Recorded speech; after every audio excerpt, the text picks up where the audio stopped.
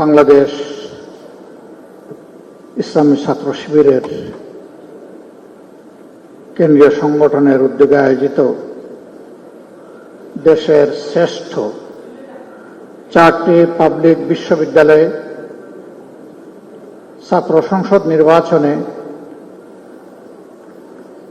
যারা বিজয়ী হয়েছেন তাদের সম্মানে আয়োজিত আজকের এই সম্বর্ধনা অনুষ্ঠানের প্রিয়ভাজন সভাপতি, শহীদ রক্তের চাঁদের মুড়ানো প্রিয় ছাত্র সংগঠন ইসলামী ছাত্র শিবিরের কেন্দ্রীয় সভাপতি স্নেহভাজন জাহিদুল ইসলাম, ছাত্র শিবিরের দায়িত্বশীল নেতৃবৃন্দ, ইসলামী ছাত্র শিবিরের সাবেক কেন্দ্রীয় সভাপতিবৃন্দ, অন্যান্য নেতৃবৃন্দ এবং বিশেষভাবে আজকে যাদের উদ্দেশ্যে এই মহান আয়োজন 4টি কেন্দ্রীয় ছাত্র সংসদের নির্বাচিত প্রিয় প্রতিনিধিবৃন্দ, আমি মহান রবের দরবারে প্রথমেই যারা নির্বাচিত হয়েছেন তাদের জন্য সার্বিক কল্যাণের দোয়া করছি। আল্লাহ তাআলা তাদেরকে যেন সুস্বাস্থ্যের সাথে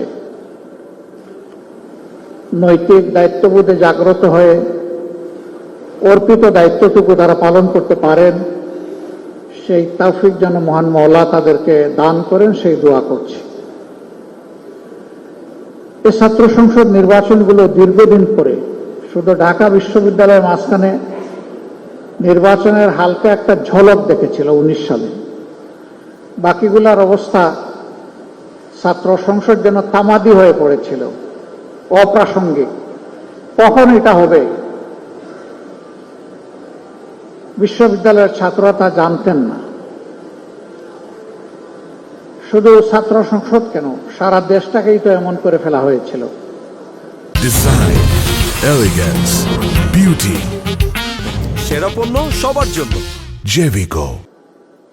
যার কারণে এই ছাত্র সংসদ নির্বাচনের তীব্র আকাঙ্ক্ষা জুলাই বিপ্লবের পর ছাত্র সমাজের মধ্যে জেগে উঠে এবং তারা আওয়াজ তোলেন। এ পথে বাধা ছিল, সব বাধা মাড়িয়ে 4টি বিশ্ববিদ্যালয় ইতিমধ্যেই নির্বাচন অনুষ্ঠিত হয়েছে। আমরা আশা করছি বাকি পাবলিক বিশ্ববিদ্যালয়গুলোতেও যথাশীঘ্র নির্বাচন অনুষ্ঠিত হবে। নির্বাচনে যারা অংশগ্রহণ করেছেন তারা সকলেই অভিনন্দন পাওয়ার যোগ্য, কারণ অংশগ্রহণ করাটাই একটা বীরত্ব। লড়াই করে যে বীর সেই। নির্বাচনী এই যুদ্ধে যারা অংশগ্রহণ করেছিলেন সকল ছাত্র সংগঠনের সকল অংশগ্রহণকারীদেরকে আমি অভিনন্দন জানাচ্ছি এবং বিশেষভাবে যারা নির্বাচিত হয়েছেন তাদেরকে আরেক দফা অভিনন্দন জানাচ্ছি। তবে এই অভিনন্দনের সাথে আমাদের অনেক প্রত্যাশা, এ জাতির প্রত্যাশা। আমি দলের কোনো দায়িত্বশীল ব্যক্তি হিসাবে বলছি না, আমি দেশের একজন নাগরিক হিসাবে বলছি। এই বিশ্ববিদ্যালয়গুলোতে যারা লেখাপড়া করেন মেধার দিক থেকে তারাই এগিয়ে, সেই মেধাবীদের কাছে জাতির পাওনা আছে, সেই পাওনাটুকু তারা দেবেন এটা আমরা আশা করি। কি হবে এই ক্যাম্পাসগুলো? আমাকে কেউ জিজ্ঞেস করলে আমি বলি এই ক্যাম্পাসগুলো নতুন নেতৃত্বের হাতে এমনভাবে গড়ে উঠবে, পরিচালিত হবে। সমাজের যে স্লোগান আমরা পরিবর্তন চাই, সমাজের যে স্লোগান আমরা নতুন বাংলাদেশ চাই, এখানে পরিবর্তনও পাওয়া যাবে, নতুন বাংলাদেশের মানচিত্রও দেখা যাবে। কাজে এই ছাত্র প্রতিনিধি বন্ধু এবং বোনেরা এটা মনে করার কোনো কারণ নেই যে শুধু ক্যাম্পাসের মধ্যেই দায়িত্ব সীমাবদ্ধ, বরঞ্চ গোটা জাতির স্বপ্ন সারথি। এই স্বপ্নকে ধারণও করতে হবে, আবার স্বপ্নকে বাস্তবে রূপ দিতে হবে। আমাকে লোকেরা আরো জিজ্ঞেস করে আগামীর বাংলাদেশটা কেমন হবে। আমি বলি যে কয়েকটা দিন অপেক্ষা করেন, যেমন হবে ঢাকা বিশ্ববিদ্যালয়, যেমন হবে চট্টগ্রাম বিশ্ববিদ্যালয়, যেমন হবে রাজশাহী বিশ্ববিদ্যালয়, যেমন হবে জাহাঙ্গীরনগর বিশ্ববিদ্যালয়, তেমনই হবে আগামীর বাংলাদেশ ইনশাআল্লাহ। তাহলে বুঝতেই পারছেন আপনাদের উপরে দায়িত্ব কত ভারী। কিন্তু আমি বিশ্বাস করি এই ভারী দায়িত্বের পাহাড় নয়, পর্বত আপনারা ডিঙ্গাতে পারবেন ইনশাআল্লাহ। আমি সবসময় তারুণ্যের বিকাশের পথে, আমি তারুণ্য নির্ভর একটা বাংলাদেশ দেখতে চাই, এবং আমি নই, আমরা সবাই দেখতে চাই, 18 কোটি মানুষ দেখতে চাই।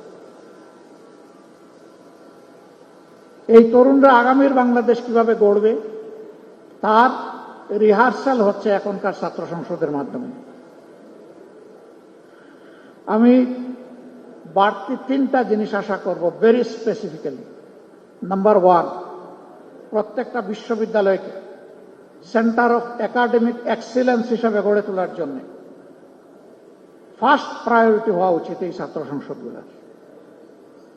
এর সাথে অবভিয়াসলি শুধু বই খাতা মেলে পড়ব আর ক্লাসের একটা লেকচার আমি শুনবো দেখব, বিষয়টা তা না। বিশ্ববিদ্যালয়গুলো তো মূলত হচ্ছে গবেষণার কেন্দ্রবিন্দু। আফসোস এখন গবেষণা উবে গেছে, যার কারণে হাজার বিশ্ববিদ্যালয়ের তালিকায় আমরা নেই। আমরা চাই এই দুয়ারটা খুলে দেওয়ার পথে প্রত্যেকটি ছাত্র সংসদ অগ্রণী ভূমিকা পালন করুক। এটি হোক তাদের 1 নম্বর প্রায়োরিটি। এর সাথে শিক্ষার পরিবেশ নিশ্চিত করার জন্য যা দরকার ক্যাম্পাসে, যতটুকু ম্যাক্সিমাম সামর্থ্য কুলায় সেই এফোর্টটাকে ম্যাক্সিমাইজ করা দরকার। নাম্বার 2, অতীতের কলুষিত ছাত্র রাজনীতিতে আমরা শুনতাম, আমরা দেখতাম, ছাত্র সংসদে যারা নির্বাচিত হন তারা বিশ্ববিদ্যালয় এবং কলেজগুলার বিভিন্ন উন্নয়নমূলক কর্মকাণ্ডে তারা জড়ায় পড়েন, তারা অংশ বসান, অসৎ উপায়ে রুজি করেন। আমরা সততার পরীক্ষায় এই ছাত্র সংসদগুলোকে শতভাগ উন্নীত দেখতে চাই। এখানে 1% কোনো ফেইলিওর এই জাতি দেখতে চায় না। কারণ ইতিমধ্যে যুবকদের নিয়ে জাতির যে অ্যাসপিরেশন তৈরি হয়েছিল, কারো কারো ভুলের কারণে সেই জায়গায় ভাটা পড়েছে। আমি চাই সেই ভাটার জোয়ার এই ছাত্র সংসদগুলোর মাধ্যমে ফিরে আসুক। তারা যেন প্রমাণ করে না কয়েকজন মানুষের ব্যর্থতা মানে গোটা ছাত্র সমাজের ব্যর্থতা নয়, এটা আমরা মেনে নেব না। আমরা প্রমাণ করব ছাত্ররা সবসময় ন্যায় সত্যের পক্ষে, কল্যাণের পক্ষে, এবং ছাত্ররা সবসময় বৈষম্যহীনতার পক্ষে। আমার 3 নম্বর প্রত্যাশা, একজন নাগরিক হিসাবে ভবিষ্যতের বৃহৎ নেতৃত্বের জন্য নিজেকে তৈরি করো। তোমাদের হাতে নেতৃত্ব তুলে দিয়ে আমরা পিছন থেকে তোমাদেরকে শক্তি যোগাতে চাই। দেশের ককপিটে তোমাদেরকে বসাতে চাই। তোমরা ককপিটে বসে দেশ পরিচালনা করবা, পিছন থেকে আমরা তোমাদের জন্য দোয়া করব, শক্তি যোগাবো। ভুল করলে কানে কানে তোমাদেরকে বলে সংশোধন করব, কথা না শুনলে হাতে ধরে ঝাঁকি দেব। যদি তাও না শোনো তাহলে সম্মানের এই আসন থেকে জাতিকে সাথে নিয়ে তোমাদেরকে সরাই দেব, এখন রাখবো না। তোমাদেরকে সেইভাবেই প্রস্তুত হতে হবে। আমি গভীরভাবে বিশ্বাস করি তোমরা পারবা ইনশাআল্লাহ। তোমরা পেরেছ। একটা পর্বত প্রমাণ,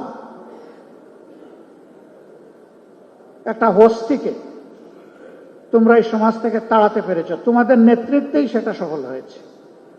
তোমাদের নেতৃত্বে ইনশাআল্লাহ আগামী নতুন বাংলাদেশ, বেটার বাংলাদেশ গড়ে উঠবে, এটা আমাদের প্রত্যাশা। আরো কিছু স্পেসিফিক কথা আছে, সুযোগ পেলে এই বৃহৎ পরিবেশে নয় আরো কনসেন্ট্রেটেড এনভায়রনমেন্টে তোমাদেরকে বলার চেষ্টা করব ইনশাআল্লাহ। আমি খুবই দুঃখিত, অনুষ্ঠানের সৌন্দর্যহানি ঘটিয়ে আমার বক্তব্যটা আগেই দিতে হলো, কারণ আমার একটা পাবলিক কমিটমেন্ট আছে। এটা ফুলফিল করার জন্য এখন আমাকে রওনা করতে হচ্ছে। এই আয়োজন কিন্তু এখানে শেষ হচ্ছে না, এরপরেও কন্টিনিউ করবে।